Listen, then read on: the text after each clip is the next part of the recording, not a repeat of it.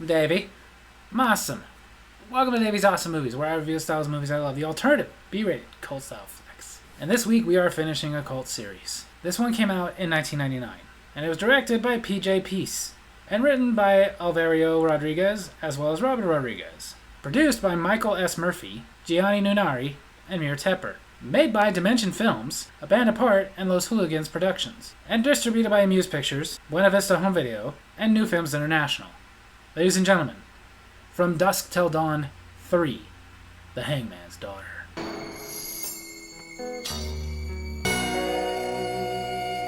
The movie opens by telling us about Ambrose Bierce, a real-life Civil War hero and short story writer, telling us about how he went to Mexico to join Pancho Villa's revolution and was never heard from again.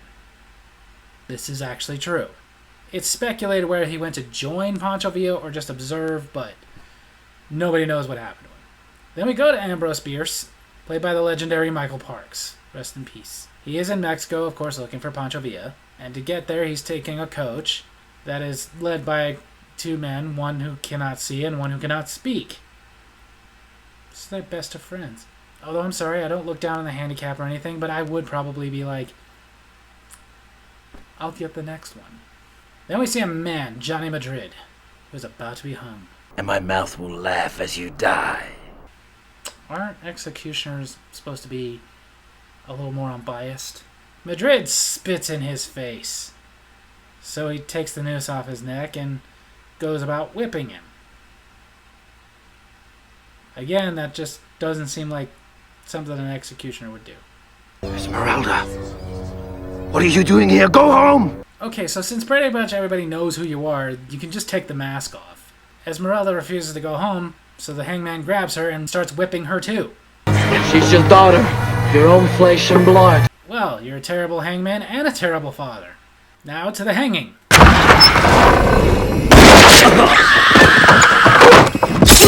Ah, shoot. Madrid runs off. Oh, you are frickin' sued. Madrid gets a horse and runs off and grabs Esmeralda in the process, being chased by her father and soldiers who are still shooting at her. They even say, yes, they're getting away, but that's your daughter.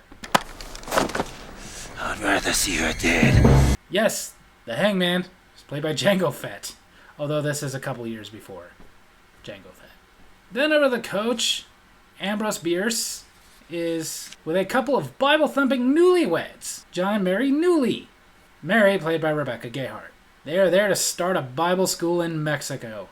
Ambrose informs them that he is an atheist, although a fact I found looking into this, in real life he was not an atheist. He was an avowed agnostic. Tomato, tomato. Now Madrid reunites with his gang. ¿Hablas conmigo?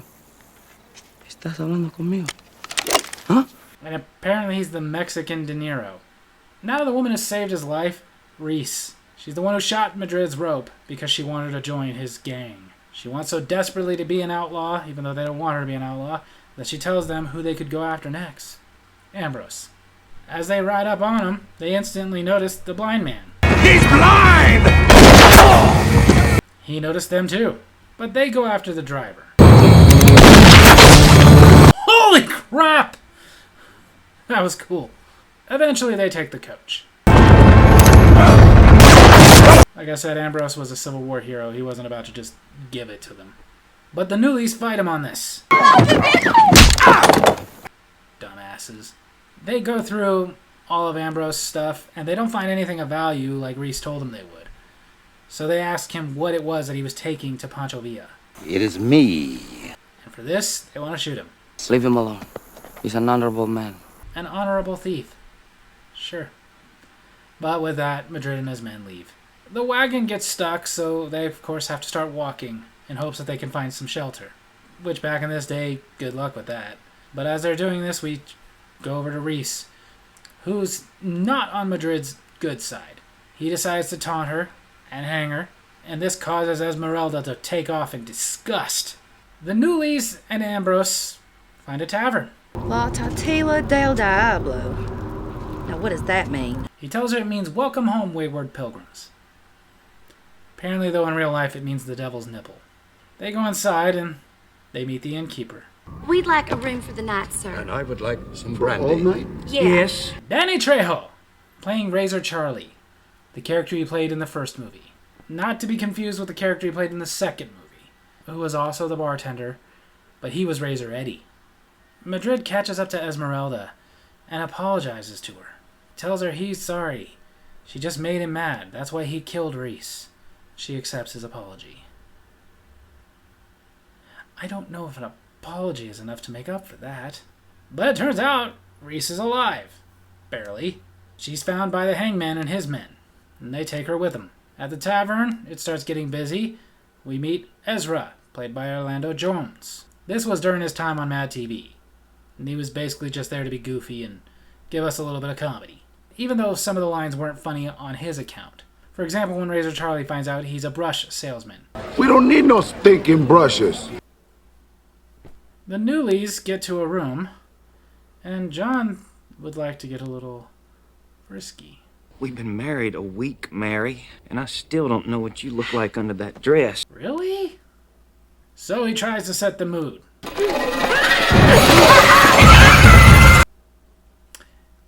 Good luck on ringing that bell. Mary just says she wants to go to sleep, but asks if he'll go get some water. And on his way to getting some water, he decides to stop for a hooker. So he's apparently a good husband. After he finishes, he goes to have a drink. And we see that Esmeralda and Madrid have shown up, as well as Madrid's men. And the hooker John was with, Kietzla, greets Esmeralda, noticing the cuts that are still on her back.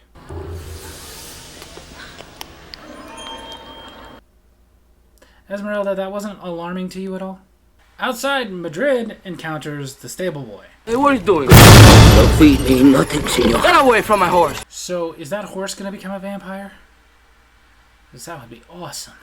Inside, John has recognized one of Madrid's men, and he's very angry about them robbing his coach. So he goes over to make a point.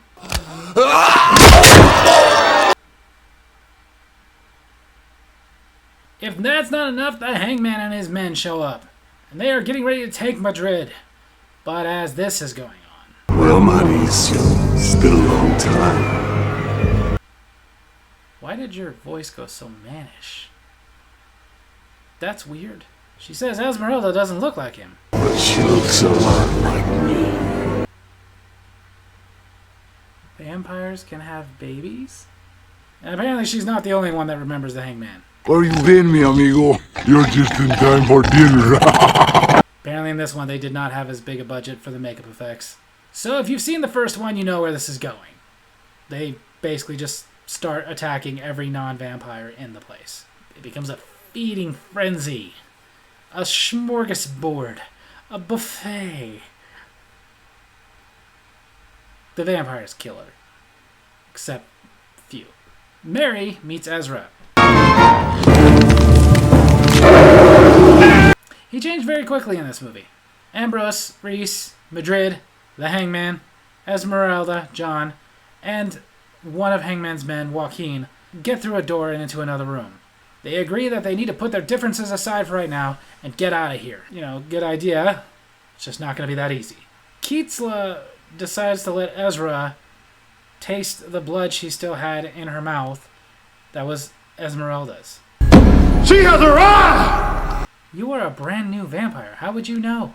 Mary, who also turned very quickly, confronts John because somehow she now knows that he's been stealing her father's inheritance, but finally offers to show him what's under her dress. Never seen a vampire do that before. But after they get rid of the snake... Forgive me. Okay, great. Now everybody do him. Joaquin flashes back to earlier when a hooker bit him. I can't show it to you though, she was topless. But of course, he's the only one who doesn't change instantly. But now... yeah, we saw that coming. And this... now just kill John. Yes! They decide to move on, but it turns out they are going around in circles. This place was not that easy to get out of. There was only one way out of this place. And now... Welcome home, Santanico. Santanico? She's Selma Hayek's character from the first movie? What was Selma Hayek doing in 1999? They prepare the others for a sacrifice, but Madrid's got his boot blades. He frees himself and the others as quickly as he can. Not quick enough for Reese. Now for something incredibly gruesome. More gruesome.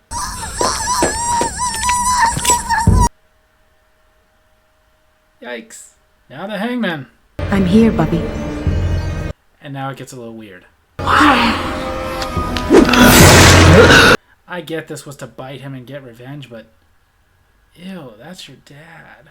The Hangman instantly turns as Ambrose and Madrid are trying to get out. He pulls the lever so they can get out. Especially because the sun is out and Keatsla tries to go after them. Man, she just got her mother back. But, at least, they're out. Don't leave me! Nah. If you were Selma Hayek, maybe. But, nah. Now Ambrose is going back on his mission of finding Pancho Villa. Madrid asks if he needs company. Not particularly, no. But Villa might. Okay, so how about we end this with one more way to connect you to the first movie. So there you have it. That's the third in the series. From Dusk Till Dawn 3, The Hangman's Daughter. Like the second one, this movie did not get very good reviews. However, a lot better than the second. Like I talked about in the last movie's review, Quentin Tarantino and Robert Rodriguez, they collabed to make From Dusk Till Dawn. Then they each decided to do a sequel. Robert Rodriguez wanted to do a prequel. Quentin Tarantino was more behind the second one. I will say, of the two sequels, I definitely like this one better. One, I like the whole Western motif. I'm a big fan of Westerns. Plus, it actually felt like it was connected. Whereas the first one had a couple little Easter eggs, but was mostly just connected by the fact that they were vampires there and they're vampires here. This one, it was kind of, again, showing you what led up to all this. Even showing us the origins of Santanico, even though she was going to die horribly at the hands of George Clooney. Like the last one, this one was shot in Cape Town, South Africa to save money. Although it did prove to be a bit of a problem, because it being Western, them needing horses, not exactly a lot of horses in Africa, so they had to have people come in with horses and train them to pull that wagon and do the other things they needed to do. You can't really have a Western without horses. It just doesn't really work. It is interesting that Robert Rodriguez decided to make his main character a real-life person with a real-life mystery behind their fate. Like, to this day, there really is only speculation as to what happened to Ambrose Bierce. Some say he probably drank himself to death. Some say he was old, he had problems. Because in this movie, they actually portray him to be somebody in his, 50s, maybe early 60s. He was in his 70s when he went to go find Pancho Villa. But, of course, the most common stories are that he ended up succumbing to a firing squad led by Pancho Villa. Who knows? But what a fitting tribute to have Michael Parks play him, of all people. Michael Parks was in the first movie playing Texas Ranger Earl McGraw.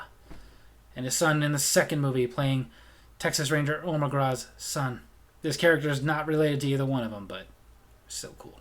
And it was kind of cool that Razor Charlie came back. Because that was one thing that kind of threw us in the second movie. We were like, but he died in the last one. Didn't find out until years later, actually watching the credits at the end, going like, oh, so he's supposed to be a different character. Gotcha. Even though he looks exactly the same. This one, he's supposed to be the same character from the first movie. And we didn't see him die. As far as, though, does this movie live up to the first one? No. It doesn't. It's worth watching. It's entertaining in its own right. But it definitely didn't have as much action. Didn't have the surprise factor because, again, even though, like the first two movies, they kind of played it out in that way that would trick people into believing that this was not a vampire movie. The only way you were going to see this movie is if you were a fan of the first one. So we all knew it was going to be vampires. But I do like them playing it off that way. It was a nice touch. So as far as that goes, if you are a fan of the first From Dusk Till Dawn movie, maybe you're a fan of the second one. Doubt it, but maybe. Or maybe you're not a fan and you just want something better than that. This one is definitely better than the second one. I definitely recommend it, especially if you like westerns and vampires. So there you have it. That's my movie review this week. Hope you guys enjoyed it. And if you did, make sure to hit like, hit subscribe, hit the little bell so you get notifications when I post the videos. And leave a comment I can respond to in my next comment corner. If you've seen From Dusk Till Dawn 3, The Hangman's Daughter, tell me what you thought of it. Tell me if you wish that they had never made a sequel to From Dusk Till Dawn. Love you guys.